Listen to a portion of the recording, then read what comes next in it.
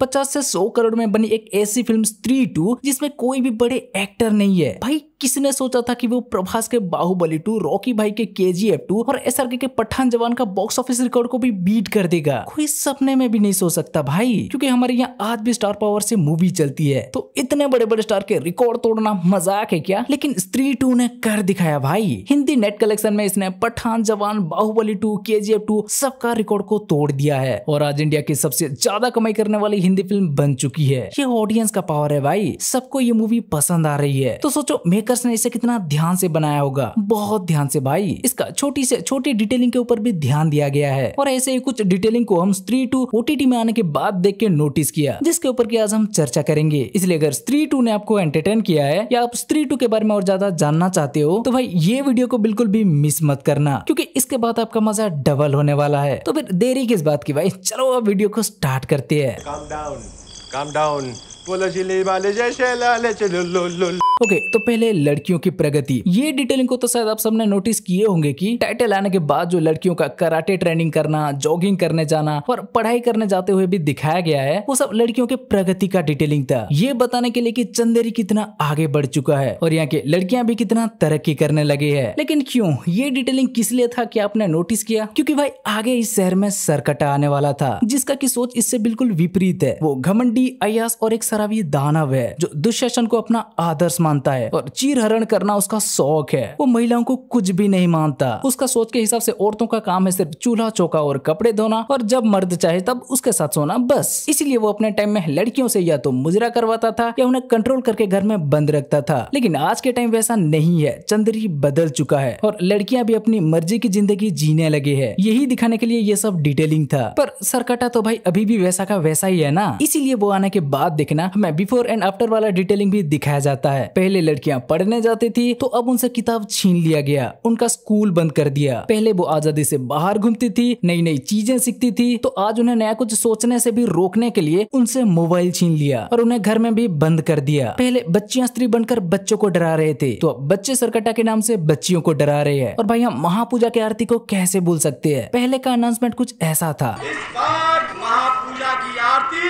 सिर्फ महिलाएं ही करेंगी। लेकिन सरकटा आने के बाद महापूजा की आरती सिर्फ पुरुष ही करेंगे। भाई मतलब सरकटा का जैसा सोच था, हरकतें भी वो बिल्कुल वैसा ही कर रहा था। लेकिन अब सोचने वाली बात ये है कि भाई वो आधुनिक सोच वाली लड़कियों को ही क्यों उठा रहा था, बाकियों को क्यों नहीं? तो भाई इसका डिटेलिंग हमें इंटरवल में देखने मिलता है, जहाँ सरकटा स्त्री की स्टेच्यू तोड़ता है। ये इंडिकेट कर रहा था कि सरकटा का ईगो को ट्रिगर करने वाली स्त्री थी। हाँ, मतलब सरकटा का सोच जैसा भी हो वो तो था ही, लड़कियों का काम चूल्हा चौका, मुजरा या पुरुषों की जरूरतों को पूरा करना है ना। पर वो पहले आधुनिक सोच वाली लड़कियों को टारगेट नहीं कर रहा था। स्त्री से मिलने के बाद उसके अंदर ये बदलाव आया, क्योंकि तब स्त्री ही पहली ऐसी आधुनिक सोच वाली लड़की थी जो तवायफ होने के बाद भी गलत काम छोड़कर प्रेम विवाह करने जा रही थी। फिर इससे सरकटा को हार्ड हुआ, वो स्त्री को मार दिया और उसके बाद स्त्री के ही हाथों वो मारा गया। इसीलिए वो आधुनिक सोच वाली लड़कियों को टारगेट करता है, क्योंकि एक तो उसका ईगो है और दूसरा डर भी कि अगर सारे लड़कियां ऐसे सोचने लग जाए तो पुरुषों के लिए खतरा हो सकता है, जैसे कि वो खुद एक स्त्री के हाथों मारा गया। तो हाँ, यहीं से उसके अंदर आधुनिक लड़कियों के प्रति गुस्सा भड़क उठा और उस गुस्से के अंजाम हम इस सीन में साफ तौर पर देख सकते हैं। सरकटा स्त्री की स्टेच्यू तोड़कर स्त्री की सर पे खड़ा है। भाई ये स्त्री की वजह से ही चंदेरी से सरकटा चला गया और सरकटा जाने के बाद उसका सारा नियम भी, जिसके वजह से आज चंदेरी की लड़कियों के सोच में भी बदलाव आया है। तो वो पहले किसे टारगेट करेगा? उन सारी आधुनिक सोच वाली लड़कियों के लीडर को ही ना, जिसे कि आज ये लोग अपना आदर्श मानते हैं। इसीलिए देखना इंटरवल में वो पहले स्त्री की स्टेच्यू को तोड़ता है, उसके बाद बाकी लड़कियों की भी नई सोच का सोर्स को छीन लेता है और जिसके अंदर ऑलरेडी नई सोच जाग चुका है उसे उठा ले जाकर खत्म करने का प्लान बनाता है अपने ही फायदा के लिए। ये सब छोटी छोटी मगर आधुनिक सोच वाले लड़कियों के ऊपर सरकटा का गुस्से की रीजन दिखाने का और उस गुस्से की नतीजा में बिफोर एंड आफ्टर के रिजल्ट दिखाने का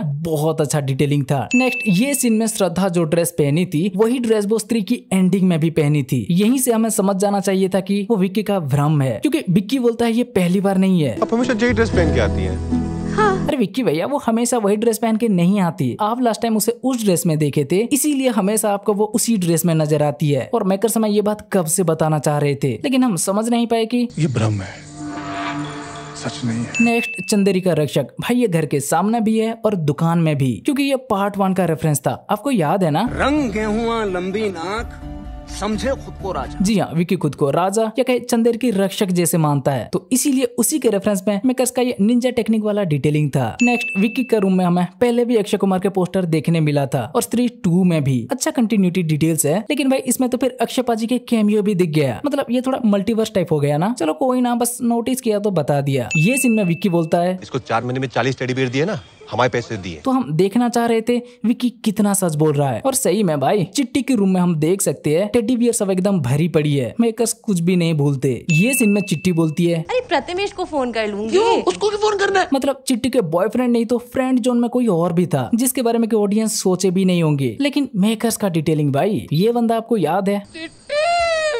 तुम क्यों चिट्टे कर रहे हो? यही है वो प्रतिमेश। नेक्स्ट, पार्ट 1 का एक कंटिन्यूटी डिटेल्स। स्त्री की एंडिंग में हमने देखा था जब श्रद्धा गायब हो गई तो बस कंडक्टर वो देखकर हैरान था। हम सब सोच रहे थे मेकर्स इसके ऊपर ध्यान नहीं देंगे, लेकिन वो नहीं भूले भाई। उसके बारे में 2 बार चर्चा किया है। पहले वो विक्की के छत के ऊपर, बस इससे तो गायब हुई थी वो, और दूसरी बार विक्की श्रद्धा से मिलने पर। पिछली बार आपने बस बदल ली थी क्या? वो कंडक्टर बोल रहा था आप बस से गायब हो गए। मतलब भाई श्रद्धा जाने के बाद विक्की इस बस कंडक्टर से भी मिलने गया था। नेक्स्ट लेवल का मजनू है भाई। नेक्स्ट, चंदेरी पुराण में जो कुछ तस्वीर है वैसा ही शिल्पकला हम भूतिया महल में भी देख पाते हैं, जिससे पता चलता है कि चंदेरी पुराण लिखने से पहले स्त्री के बारे में रिसर्च करने के लिए शास्त्री जी वहाँ भी गए थे और वहाँ के शिल्पकला के तस्वीर को वो अपना किताब में छापे है। ऐसे देखा जाए तो भाई हमें लगता है शायद श्रद्धा के कैरेक्टर को भी इसके बारे में पता नहीं था, उन्हें भी शायद यहाँ से ही पता चला होगा, इसीलिए वापस आते ही वो विक्की को यहाँ बुलाए। नेक्स्ट, श्रद्धा के कैरेक्टर भूत पिशाच या चुड़ैल जादूगर जो भी हो उसके बारे में कंफर्मेशन हमें एंड में जाके मिलता है, लेकिन उसका हिंट हमें पहले से ही दिया जा रहा था। देखना, जब भी विक्की श्रद्धा के बारे में पूछता है तो वो कोई ना कोई बहाना बनाकर बात बदल देती है। ये बातें बात नहीं करेंगे, पहले मुझे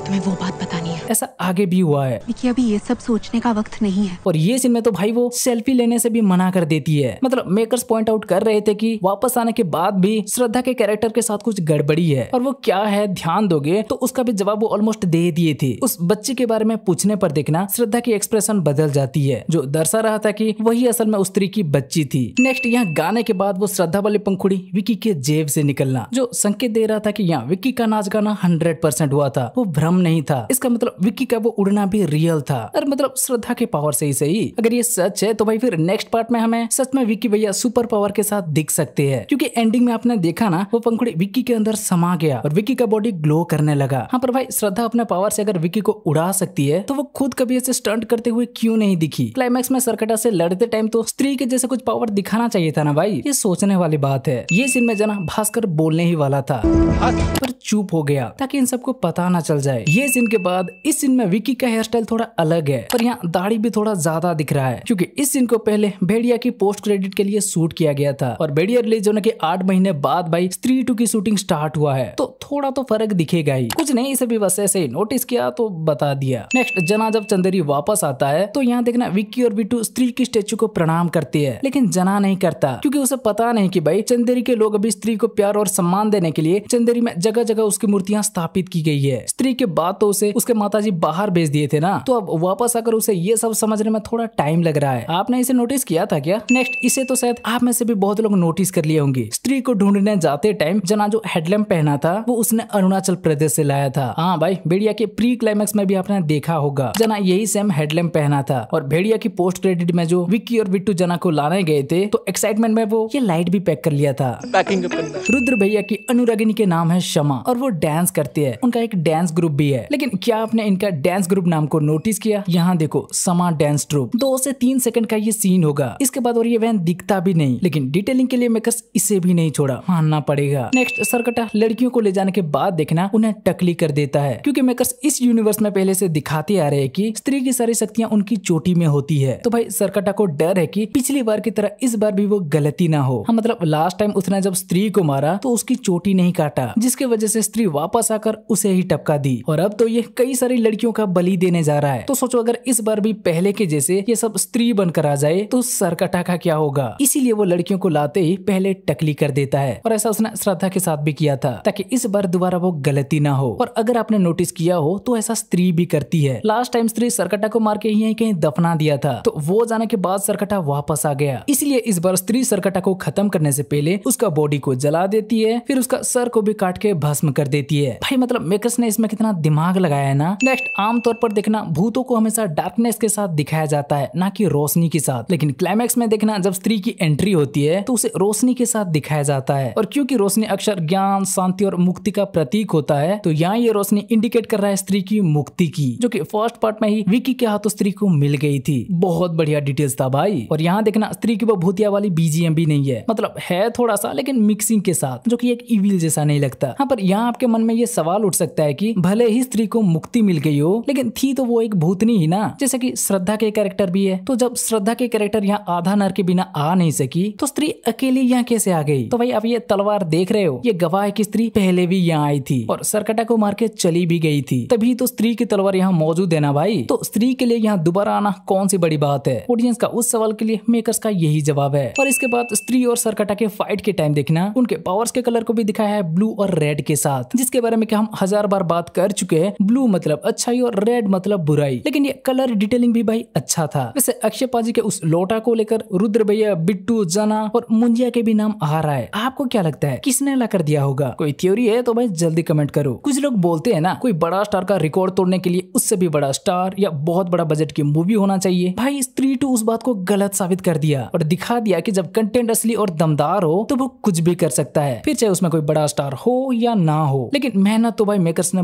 बहुत की है। ये तो बस कुछ ही डिटेल्स था और पता नहीं मेकर्स से कितने सीक्वेंस में कितने सारे डिटेल्स भर भर के डाले होंगे, पर हमने तो भाई इतना ही नोटिस किया। अगर आपने इसके अंदर ऐसा कुछ नोटिस किया है तो हमें कमेंट करके बताओ। तो भाई बस ये था ओटीटी में आने के बाद स्त्री 2 के ऊपर एक स्पेशल वीडियो। अब अगर आपको ये वीडियो अच्छी लगी हो तो वीडियो को लाइक करके अपने दोस्तों के साथ शेयर करो और चैनल को सब्सक्राइब नहीं किया है तो भाई सब्सक्राइब कर लो।